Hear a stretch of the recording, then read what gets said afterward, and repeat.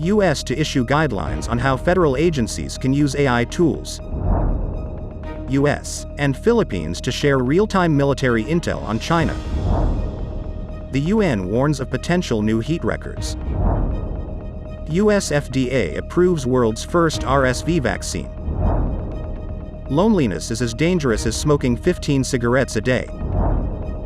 Messi in talks for $400 million Saudi deal. Russia could target undersea cables to disrupt Western life. Hollywood writers strike as late-night comedy shows go dark.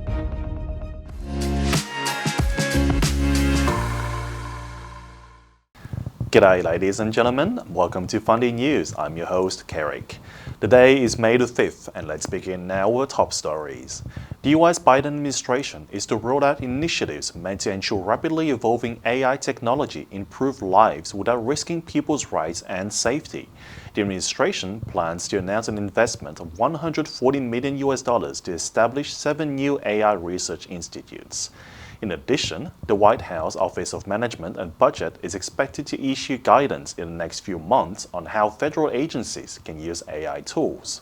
It's always a pleasure to be presenting a little bit something about what we're doing here at the UST. U.S. Vice President Kamala Harris will meet on Thursday with the CEOs of 4 major companies developing artificial intelligence. Harris and administration officials on Thursday plan to discuss the risks they see in current AI development with the CEOs of Alphabet, Anthropic, Microsoft, and OpenAI. There will also be an independent commitment by top AI developers to participate in a public evaluation of their systems in August at the Las Vegas hacker convention DEF CON. The US and the Philippines are moving towards real-time sharing of military information to guard against any coercive behavior by China in the South China Sea and around Taiwan. The Pentagon released a fact sheet covering the US-Philippine Defense Cooperation Guidelines on Wednesday. The guidelines appear to formulate the groundwork for bilateral planning of responses to contingencies in the South China Sea as well as in the Taiwan Strait. The US and the Philippines are starting to formulate such guidelines because the Chinese invasion of Taiwan would affect Manila's security. By the end of this year, Washington and Manila agreed to conclude an intel sharing framework, known as a General Security of Military Information Agreement, when they held a 2+2 meeting of foreign affairs and defense leaders in April. The defense guidelines direct the U.S. and Philippine militaries to increase interoperability across land, sea, air, space, and cyberspace. They will intensify efforts to tackle gray zone operations and irregular warfare, such as China deploying civilian ships for military purposes. The United Nations said the chance of an El Nino weather phenomenon developing in the coming months has risen, warning that it could fuel higher global temperatures and possibly new heat records.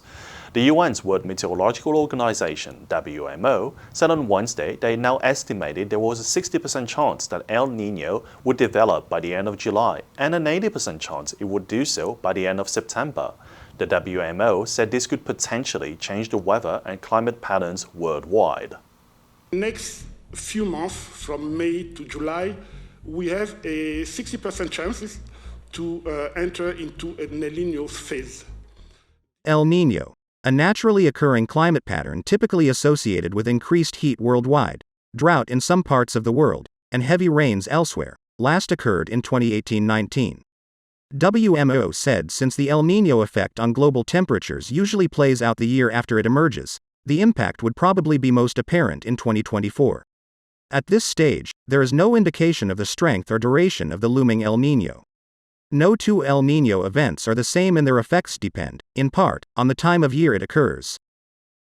The U.S. Food and Drug Administration has approved a vaccine against respiratory syncytial virus, RSV, an illness that kills thousands of Americans each year.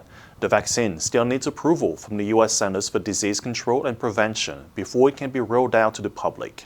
Officials says the vaccine, named Arexvy by the manufacturer GSK, could be available to people over 60 within months. According to the CDC, on average, RSV kills 100 to 300 children under the age of 5 in the U.S. every year. RSV is a respiratory illness that typically results in cold-like symptoms for adults, but can be dangerous for young children, the elderly, and those with underlying health conditions. In severe cases, it can cause bronchiolitis, which includes a buildup of inflammation in the lungs and trouble in breathing. The drug was over 60 years in the making, and is the first to win approval to prevent RSV anywhere in the world. A study by GSK, a UK-based firm, which was published in February, found a vaccine efficacy of 82.6%. I always needed time on my own. I never thought I'd be here. I take your blessings with your heartaches too. It's so easy and so wonderful to know it's you. 学习，一切从今天开始。Funday 英语。A top US health official has warned the country is facing an epidemic of loneliness that is as dangerous to health as smoking 15 cigarettes a day. US Surgeon General Vivek Murthy said he was among millions of Americans who have experienced a profound sense of loneliness. US health authorities are calling for social isolation to be treated as seriously as obesity or drug abuse. Nearly 50% of all Americans are thought to have been affected. Loneliness is reported to increase the risk of premature death by almost 30% through health conditions including diabetes, heart attacks, insomnia, and dementia. According to a new advisory, lack of social connection is also linked to lower academic achievement and worse performance at work. General Murthy has called for a collective effort to mend the social fabric of our nation in order to destigmatize loneliness and change our cultural and policy response to it. The Telegraph reported Saudi Arabia is preparing to offer soccer star Lionel Messi a $400 million annual contract to play with the Saudi Pro League this summer. The deal, which is being negotiated by Messi's father and agent Jorge Messi, would far exceed the $200 million deal Cristiano Ronaldo signed to play in Saudi Arabia until the summer of 2025.